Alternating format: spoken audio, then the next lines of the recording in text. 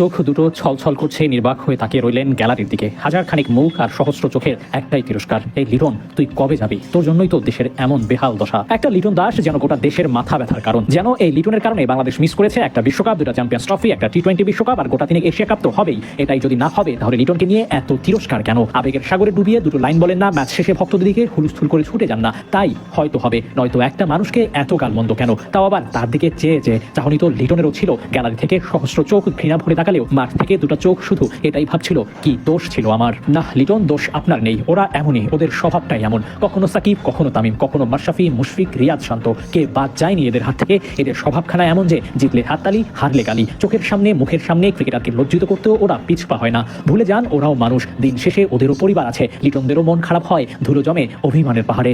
হয়তো লিটন দেশের জন্য এমন কিছু বয়ে নিয়ে আসতে পারেননি যা দেশের ক্রিকেটকে আলাদা করে পরিচিত করবে, কিন্তু যে লাল সবুজের জন্য লক্ষ লক্ষ মানুষ জীবন দিয়েছে, যে পতাকার দিকে তাকালে মনে হয় বড্ড আপন, দিন শেষে বাংলাদেশ নামটা শুনলে থমকে দাঁড়ানো হয়, সেই দেশটার হয়ে প্রতিনিধিত্ব করেছেন ক্রিকেট মাঠে। আপনি মানেন আর নাই মানেন, লিটন দেশের ক্রিকেটের গুরুত্বপূর্ণ ব্যক্তিত্ব। সবকিছু বাদ দিয়েই ভাবুন না, লিটন মানুষ তো, তাকে নিয়ে এমন নিন্দা কি ওদের বিবেকে বাদ সাধে না, নাকি ওরাই বিবেকহীন? প্রশ্ন তো করাই যায়। ঢাকা ক্যাপিটালসের ম্যাচের দিন বাউন্ডারি লাইনে দাঁড়িয়ে ফিল্ডিং করছিলেন লিটন। তখন এক দল উগ্র সমর্থক লিটনের দিকে তাকিয়ে তাকে ভুয়া ভুয়া বলে গালমন্দ করছিল। লিটন তাদের দিকে নির্বাক হয়ে চেয়ে রইলেন। লিটনের চাহনি দেখে মনে হয়েছে তিনি শুধু জানতে চান, কি করলাম আমি? নিন্দুকের এমন নিন্দা কি কোনো যৌক্তিক কারণ আছে? লিটন কেন এই প্রশ্নের উত্তর মেলাতে পারবেন না? আপনিও শত চেষ্টা করেও লিটনের অনুভূতির মতো করে মেলাতে পারবেন না। কিছুই মেলানোর দরকার বোধ হয় নেই। দিন শেষে লাল সবুজের জন্য নিজের সেরাটা দিবেন লিটন, নিজের ও পরিবারের জন্য ক্রিকেট খেলবেন। নিন্দুকদের নিন্দা চলবেই, চলতেই থাকুক না, সমস্যা কোথায়?